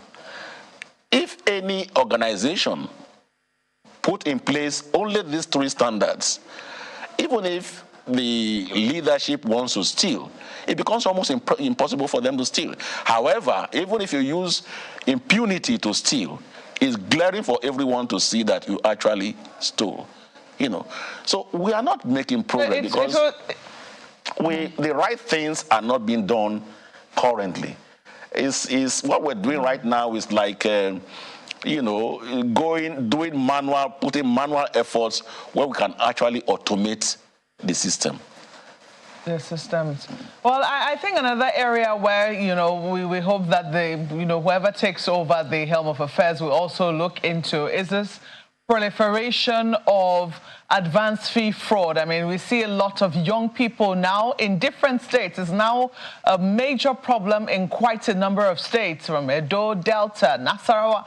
You just name wherever it is you have young people concentrated, you might find a proliferation of that. But let me take you up on the investigation that is now being done by the DSS. Considering the rivalry between the DSS, which we witnessed, well, let me land on that, between the DSS and the EFCC, which we also witnessed at the start of the Tinubu administration.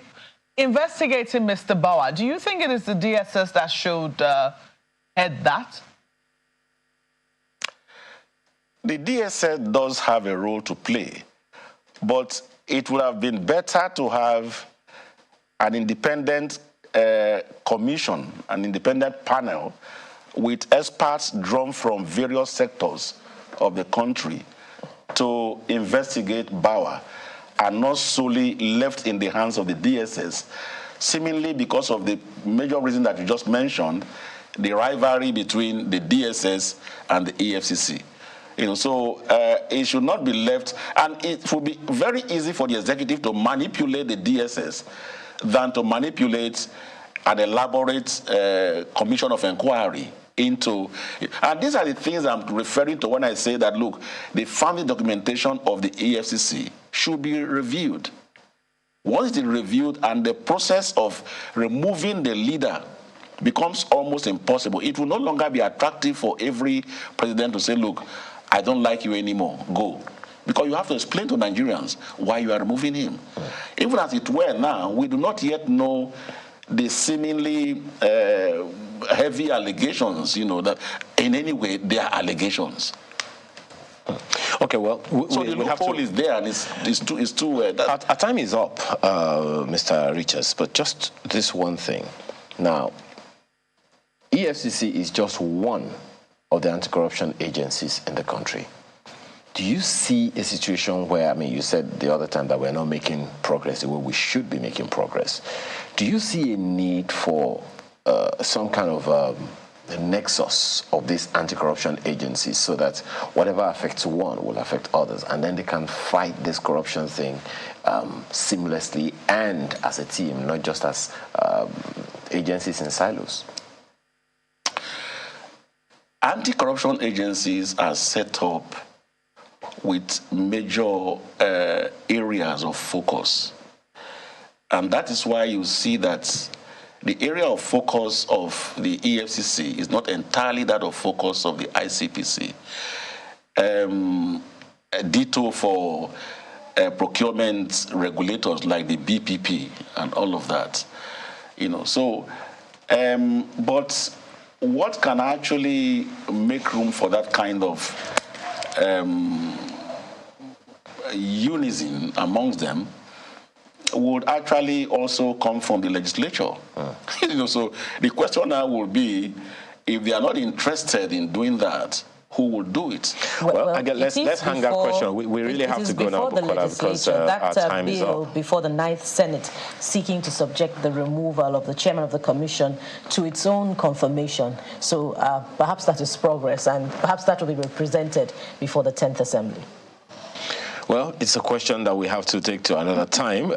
Evie Richards is Executive Director, Corruption Observatory. Thank you so much for your time this morning. Thank you. Thank you for having me. So we're back right after now. Okay, so many things have happened within 2 weeks. How far so far? Good or bad? More on that after this break. Stay with us.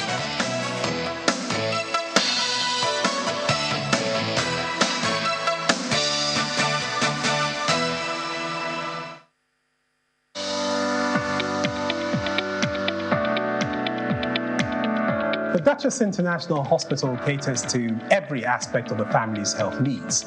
A one-stop shop for maternity and child health services, emergency medicine and critical care, medical and surgical subspecialties, dental and eye care, and a range of other subspecialties and services, all available at a single location right here in the heart of Ikeja. And it really doesn't matter if you're paying out of pocket using your HMO or private insurance. We focus completely on providing that world-class affordable healthcare for all the family at all times.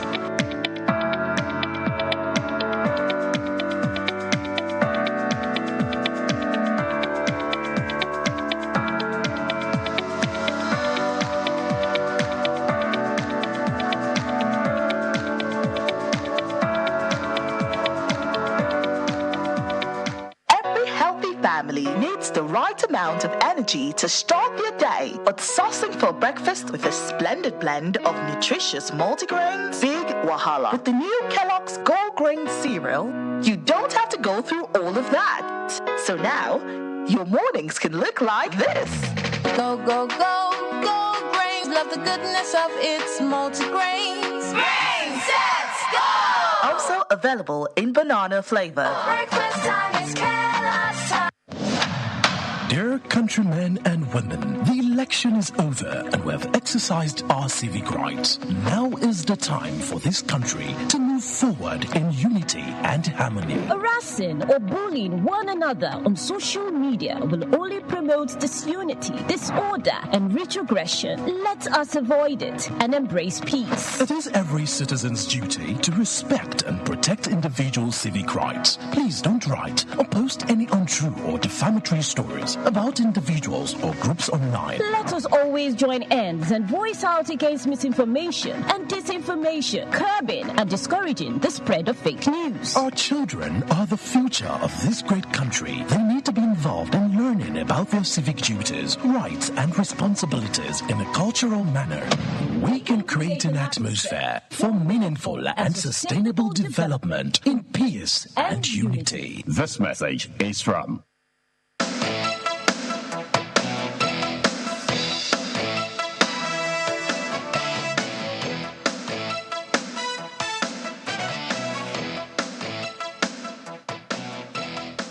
Welcome back to Sunrise Daily. Dr. Nicholas Felix joins us next. He is the former Deputy National Youth Coordinator for the PCC of the APC and also former presidential aspirant himself. Good morning and thank you for coming on today on the program. Good morning. Good to be here. Well, yes, we've seen the inauguration of the National Assembly, but before that, there was this fuel price matter. People had to grapple with that, feeling the pinch in their pockets. Now, this policy as well on the, they use it interchangeably, floating the naira, devaluation, but of course, there will be that impact on the consumers as well. So, economically speaking, many not just exactly sure what to make of the larger picture of this presidency because already they feel, oh dear, we're already taking a hit on our pockets. So what do you know in terms of what more to expect? How are we to expect the further policies to mitigate all of these other ones perhaps may come in sooner than later? Once again, thank you for having me and good morning to Nigerians. I think I see this totally different. Okay. Some of the pains we are feeling now, I could liken it to a surgeon who carried out a surgery, removing a tumor from somebody. At the moment, you feel the pain, but you know this is for your good. The fuel price and the rest of that, as regarding the fuel subsidy, that has been a tumor in Nigeria. That has been something that every president was attempting to remove. And now we have a president that is bold enough to take that step to remove it. We may feel the pain, just now, but in no distant time, things will begin to resolve and Nigeria will begin to smile again. It's already the atmosphere. As a journalist, I think you can feel it, that this president is making some bold moves, some bold decisions, that Nigerians are already feeling the positive impact, despite the fact that fuel price has gone up. The atmosphere is changing already. So Nigeria should be patient. This was necessary. There are policies that are necessary. The changes that are coming, sometimes we may experience a little turbulence, but at the end of the day, we're going to get to our destination. And this president is determined to cause a change in Nigeria. Hope is being renewed already, and I know you can feel it in the atmosphere. Former President Buhari policies, they said the same thing to Nigerians, and they can tell better in terms of what they felt. 15 days of President Tinubu's administration is already looking better than 4 years of past administrations. You can feel it. I was at the airport on Monday coming. I saw three young men discussing. I overheard them. One of them say, I'm obedient. They were just talking about this president. I'm obedient and the things this man is doing, we are surprised. And talking about a student loan. And one of them actually said, I'm going back to school. That kind of really touched me. I was like, wow, this is what we want to see. Young men, hope being renewed. I hate seeing young men in this country begging, we're in our prime age where we have strength, vision, and yet nothing to show for it. So hearing that young man at the airport talking about, I think I'm going back to school, that gladdens my heart. So that's what you're going to be seeing. That's what we're hearing. Things are changing. 15 days of President Tinubu's administration. You can't compare it to 4 years of past administrations. Things are changing. The little pains we are feeling, it is necessary, it's expected. A surgeon is carrying out an operation to remove tumor from you. You're going to feel the pain. After the surgery is done, you feel the pain. But when you completely heal, I'm sure you'll be glad the surgery took place. That's what is going on. Well, I think that your bullishness is expected. So the fact that you're highly optimistic, after all, you're a member of the APC. If you were not optimistic, what exactly will you be selling to Nigerians? But, people are concerned. I think that for a number of people, it's still cautiousness. There's still plenty of cautiousness. It's like this is some experiment that is going on. As my colleagues have pointed out in the conversation we've had on the Naira, this is not the first time it's been floated. Governments have been they watch to see just how things, and even economic experts know that this can go either way. If it's managed right, it can be for the good of the country. If it's not properly managed, it is the people who will suffer as a result of that. So much as we want to share your optimism, I think that the word on the streets is still caution. So if you ask me, I mean, if I were to ask you, would you say that we have sufficient safeguards in place? Would you say that there's been sufficient measures being put in place to measure the matrix, to measure the impact of this on ordinary Nigerians and know just when to intervene? For people in the middle class, there are some shocks that they can take. And I mean, if you talk about conversations at the airport, it's not the average Nigerian who is at the airport. Those kinds of people might still be able to take some kind of shocks. But at the very base level, where people are already vulnerable, do we have in place metrics to be able to measure what the impacts would be at those levels? Now, the gentlemen at the airport were those that help you with cards. So they were not people traveling who just came. So that's one. Number two, let's look at this. I'm not just optimistic because I'm part of this administration. I wanted to take note of every word I've ever said when I showed up on this channel. And I spoke about this president because of the things I've heard him say. When we went to rally with all the charade, everything going on, I paid close attention to policies. When he's speaking, the things that he said. Now, I'm not surprised. Nigerians may be surprised, like many of them are saying. The rep from Abia, Labour Party rep from Abia State, was shocked, surprised. I didn't know this man is that intelligent. We that are close to him, we are not surprised. We're expecting this and even more. The things are going to change. This is just 15 days. Let's look at the man in charge. He was governor of Lagos State. For me, this is very personal to me, and I've learned a lot from it. When he was governor, the federal allocation was withheld. That is enough for any governor, any leader to complain. That is enough for anybody to fail. But this man did not fail. I don't know what could be more difficult than that. But he was able to take Lagos from what it is to what it was to what it is now. If such a person is in the helm of affairs and was able to mitigate and navigate through such difficult time, I think this is not going to be difficult for him. Policies are being put in place. Like I said, you're going to experience some turbulence. It doesn't mean the journey will be aborted. That doesn't mean we will not get to our destination. Nigerians should be expectant. Nigerians should be patient. But I can tell you the word on the street is President Tinubu is doing amazingly well, and we're very expectant. That wasn't quite the question I asked. The question I asked was as to whether or not we had sufficient metrics in place to measure the impact of this on vulnerable people. It's not a one-day thing. It's yet to set up his cabinet. That will be done, in no distant time. And I believe as that is done, we'll begin to see more policies, more things put in place that will help, the average Nigerian go through this. And since the inauguration, series of meetings have been going on. So we are going to be seeing more coming in, but we can't see everything in just 15 days. But so far, what we are saying, I think we are very hopeful. The hope agenda, renewed hope agenda, is playing out very well. By the way, it was only local government funds that was withheld, not the entire funds that was withheld when it was governor. But, should we expect, from your interaction, because we see what happens in this part of the climb. When certain things happen, the prices, the so-called demand and supply can go over the roof. There isn't that mechanism or templates, a framework. In the other countries where you go to, you can't hike certain prices beyond a certain limits. Yeah. There's always that template here. I've heard people talk about some sort of, templates to ensure people don't just arbitrarily take advantage of consumers at their whims and caprice. Should we expect those kind of policies to come through as well? Yes, we should expect that. And I think that's something the administration... At a national level, right? Yes. I think that's one thing the administration is going to look into, because from the day the president announced subsidy was removed, the price went up. I do have a filling station. We didn't just increase price overnight just like that. But it wasn't the president that increased the price. Even though subsidy was going to, the effect was going to kick in by the end of June, the marketers, those who own filling station, jacked up their price.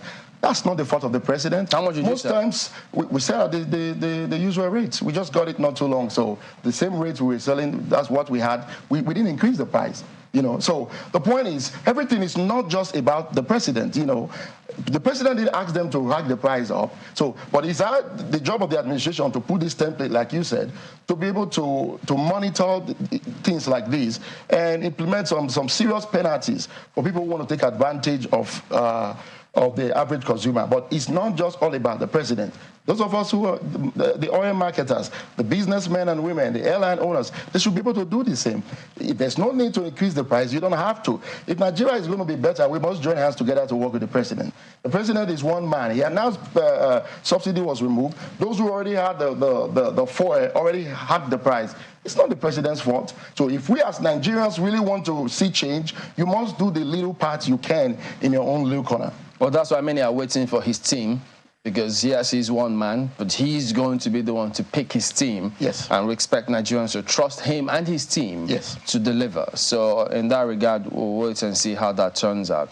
Why do you think it's taking so long, though? Because even though, yes, the Constitution now stipulates, just how long it should take, 60 days, but some people said, oh, with all of the consultations that had been happening even before he was sworn in, by now he should have... He's gone to France and back several times. He should have nominated a cabinet. Immediately the inauguration on the 29th, we had the NAS election. You know how busy it was. Consultations going on and all of that. So that took a whole lot of time. Now that is over, we should be expecting him to release the list. He's not in a hurry.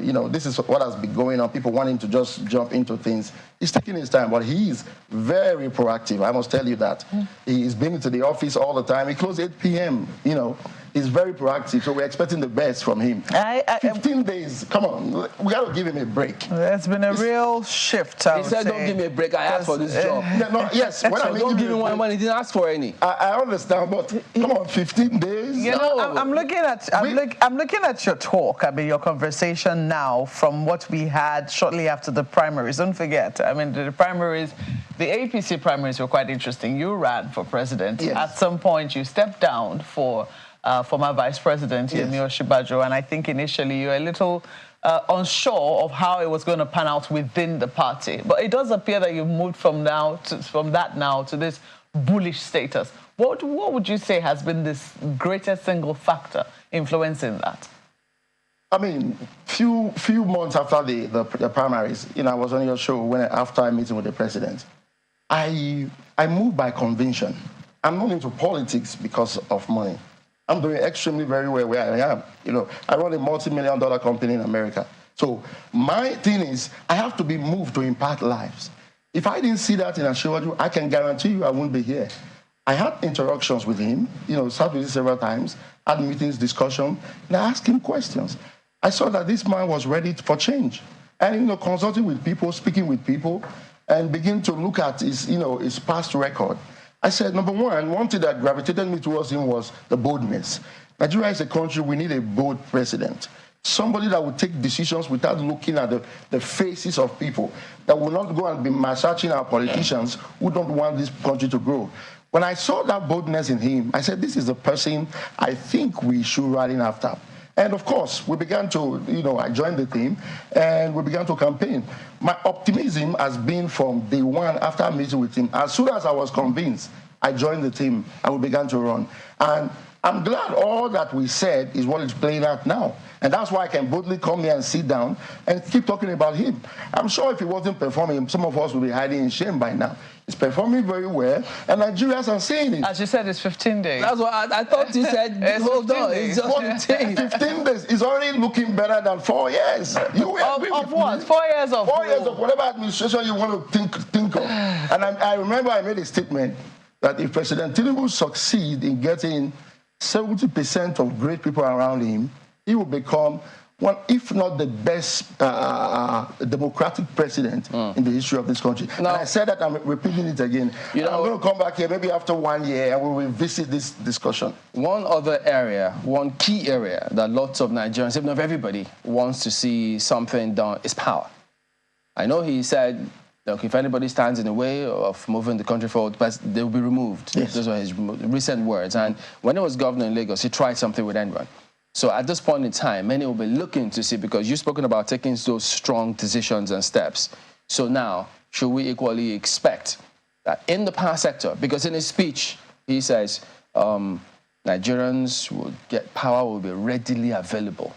So if we take that literally, it means we expect a huge step. Yes, in that sector. We should expect a huge step. As you know, the Electricity Act that was just signed, I was reviewing it, and there was a few things I saw in there that I think will really help if we take advantage of it. For example, that's giving private sector companies the ability and the legal right to be able to generate, transmit, and distribute power.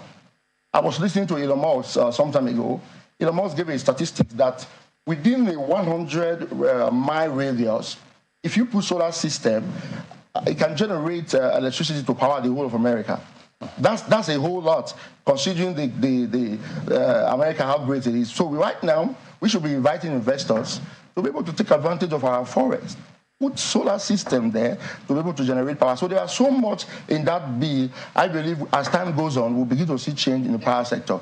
But let me assure you that President Tinubu is ready to work, and Nigerians are going to see changes and begin to smile again like they started already. Well, Mr. Nicholas, I hope that you still have good reason for your optimism, you know, maybe 1 year and 2 years down the line following the impact of some of these policies or the sustainability of the policies in the first place. I'd like to talk about the, impact of fuel subsidy and specifically taking it now to the $800 million World Bank loan. I'd have asked you about the propriety in the light of the circumstances, but I guess that ship has since sailed because the reports suggest that the administration has already secured the loan. But how would you recommend that, the loan be disbursed? Because especially because of the concern about, how palliatives in that category in the past administrations were disbursed to accounts that cannot be accounted for even now. So how do you suggest that this government goes about the disbursement of the $800 million World Bank loan? I may not be able to give so much details about this, but what I could say, when I hear the issues of palliative, I would wonder, palliative are temporary measure. This President Tinubu is looking into more sustainable and more permanent measure, and not just handing over palliative. Even if some funds are given to Nigerians, I don't see how far that will go. So we're looking at the more sustainable measure, like working on the existing refineries. The Dangote refinery is going to be, operating very soon. As soon as we're able to get this to reduce the fuel price and so that things will go back to normal. Yeah, the palliative are okay, but they are more temporary. And the Nigeria, the last time palliative were given to us, how many got to the people? The president may approve some palliative right now. The issue is how much of it we get to the average Nigerian. So let's look at a broader picture of a more permanent solution than just, talking about palliative. Because this president is willing to do the right thing, I'm sure the $800 million will be disbursed very well. But I would really suggest that the funds are used for a more permanent solution. Anything that will be done to reduce the fuel price, to bring things down, that's what we should be looking at, instead of just some people clamoring for maybe a bag of rice, some amount of money. Even if 50,000 naira is given to majority of the Nigerians for 1 or 2, 3 months, it's still not a permanent solution. So let's focus more on the permanent solution than just the temporary palliative measures. My concern really is more about how the process can be made accountable. But on to another matter, still on the impact of fuel subsidy removal, we saw how Labour, different affiliations of Labour began to negotiate with the government. And then not long afterwards, the federal government secured an order stopping a strike to be embarked upon by the NLC. Do you think that amid all of that, the NLC has been intimidated to into silence, especially because of that key concern that, subsidy is still covered up until the end of June, and that, Labour demanded that status quo be maintained at least until the end of June when subsidy is still subsisting? Oh, no. There was no form of intimidation in any way. Even before the order came from the court, the negotiation had already gone on. Remember, this is democracy where we give and take, we negotiate. And President Tinubu is one man, you understand that he knows this very well. He knows how to negotiate. He knows how to discuss. So, and that's what we should expect, not just going on strike. You and I know that the strike affect the average Nigerian. It's not the rich that will suffer it. So the negotiation went well, but there was nothing like intimidation. There was nothing like bullying. They negotiated and they came to an agreement. That's what we should expect in democracy, where we negotiate, we disagree to agree, and move forward for the common good of the average Nigerian. So I don't see it as any form of intimidation. We want to move on. Labour has been going on strike before. So much has been going on when people go on strike. But I think we want to see more of negotiations, more of agreement in agreeing and moving forward than going on strike. Because think about it, going on strike when fuel price is already up, the average Nigerian will be suffering the more. So I think it was a good step for them to listen to the president and be able to negotiate. And number two, he just got into office. I mean, do you want to welcome the president by just going on strike? Give him time to put things in together and, you know, and get things going than just going on strike because he announced that subsidy was removed. So there was nothing like bullying or intimidation here. Dr. Nicholas, it is interesting when you put it that way, but then he, as Malcolm pointed out to you, it's only those who wear the shoes that know how it pinches or where it pinches. Well, let me take you, you know, a little away from the core conversation, and that's the fact that, I mean, we're talking about what the president alone has done now. And you have also said, as my colleagues have taken you up on, his cabinet will be set up in no time. These ministers will have to supervise departments and agencies of ministries, departments and agencies of government, numbering, according to Mr. Kabweze, about 2 years ago, almost 1,500 in number. Now, one of the things a number of people have said is that if there is corruption, that's where it happens, in those ministries, departments, and agencies. Do you see a situation where those agencies themselves will line up with the body language, as we like to use, of the president, or are they just going to continue to do the things they do the way they do it? And if you think it is going to change, how? What needs to change? Of course. You see, one of the reasons I ran for president was because when the head is right, the body will be right. When a fish wants to go rotty, first of all, it starts from the head. If the head is not corrupt, definitely there's no way corruption will go down. There's always going to be one person there one ministry, one minister, who's going to do the otherwise. Jesus had 12 disciples, and one was a betrayer. So not expecting anybody to go the other way in President Tinubu's administration, I think we'll be daydreaming. The president will put his foot on the ground to ensure that the ministers are held accountable. And I'm very positive and confident that this is not the kind of president that will appoint ministers and go and sleep. It's somebody that will be hands-on, someone that will make sure that all his ministers, they follow suit to the renewed hope agenda. So we're very expectant. He's very active. He's very proactive. So we know that things are going to go right. Well, someone said, but he welcomed us with fuel subsidy removal. Yet he said, don't welcome us with a strike. No, the point so is... how do you relate to that? No. What I'm saying is, the president just came in, putting things together. Give him time. Things are going to change. So there was no intimidation there, in my opinion. It was discussion. Do we want to see strike? Who has strike benefited? Discussion where? Before his speech? No, I'm talking about, the NLC, the question he asked. Strike affect the average Nigerian. So them not going on strike is not a sign of fuel subsidy affects the average Nigerian too. That's the point. Things are working gradually. Things are going to be put in place. Nigerians are not complaining. They understand that the tumor is... Which Nigerians? The ones in America? No, I'm a Nigerian. I'm a Nigerian. And you said you run a multi-million-dollar company. What would you complain about? No, that's not the point. The point is you need to listen to the average Nigerian. I relate with them. I'm a pastor. You understand that. I have churches all over. I have churches here. I still pastor. I relate with members. Yes, they feel the pain, but they understand that it's for our own good. I started with an example of a surgeon removing a tumor. You don't enjoy it.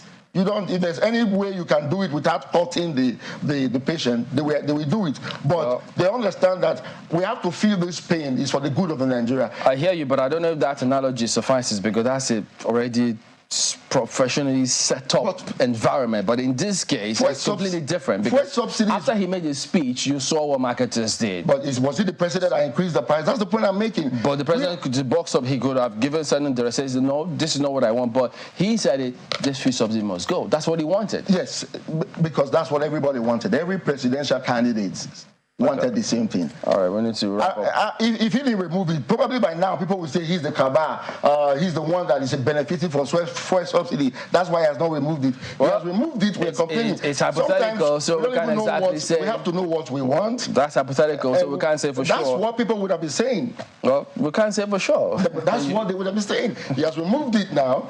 Nigerians understand that this is for our own good. We're feeling the pain now. Yes, trust me, I buy fuel too. I'm not a spirit, I move with car. Stop using yourself as an example. If you buy fuel with your multi-million dollars, you're going to buy as much. You even have the depot yourself. So what are we talking about here? No. I buy fuel too, but the point is for our own good. It's going to get better. We should be patient. And things are going to change for better. All right, well, thank you for coming on. Nicholas Felix, former Deputy National Youth Coordinator for the PCC of APC and former presidential aspirant himself. Thank you for coming on, and all the best. But now we do have some messages coming through. This one about the Forex markets and the Naira value. Well, it comes through from Seamus Oni, who says, it is common knowledge that when the value of Naira was rated higher than the dollar in the foreign exchange market, Nigeria was the world's largest producer and exporter of most agricultural products. Therefore, if the government is serious about boosting the value of Naira, it should diversify into agriculture and non-oil sectors of the economy, rather than relying on oil as a mainstay of its revenue generation for the economy. Efforts should be geared towards encouraging rigorous and vigorous investment in non-oil sectors with the provision of the necessary infrastructure and enabling environment. The bottom line is that the political will do the needful. Has always been lacking, the political will to do the needful has always been lacking in government's approach to solving problems. Well, Ademola Alalade says the presidency appointed the chairman of the EFCC, and the presidency has also suspended indefinitely the EFCC boss. What's going on? Nigerians need to know what his offenses are so that it is not misconstrued as witch hunting, has been speculated in many quarters. Well, I hope we'll find out what's going on in the coming days. Festus Akinboyewa will have us know that full liberalization of our currency is a product of strategic thinking that should be applauded. No doubt it will lead to an increase in foreign direct investment, which will in turn lead to an increase in the value of our Naira. Also, with the floating exchange rate, Nigerians should be able to use their debit and credit cards to withdraw dollars anywhere in the world on the long run. Professor Monoka Enakana says the uniformity of dollars will allow the market forces to determine its value, the true value of the currency. This will help in nailing the unwholesome practices by unscrupulous Forex traders feeding fat on our economic management or voodoo economic system. That was impractical. It will help less developed countries as ours to attract foreign investment, hold the continuous devaluation of the currency, and keep the inflation rate stable. That's the program this morning. Thank you so much for the privilege of being a part of your morning. Remember, could it be Father's Day on Sunday? Amaya Makinde, have a wonderful rest of your day. I knew you were going to do a countdown eventually, Ayo. You were just running away from it. Yes, it'll be Father's Day on Sunday. And mothers, do well to celebrate your husbands and fathers on Father's Day. If not, they're going to come after you for the many Mother's Day celebrations. Thank you for letting us be a part of your morning. I am Bukola Koka.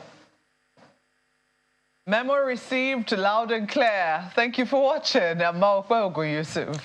And we'll help Ayo we'll tell Mr. Felix to help us ask the president, what will he do about Auditor General's reports so that you make you happy on Father's Day, Ayo? Well, that's the show. Thank you for watching. We'll see you. I'm Chamberlain. So goodbye.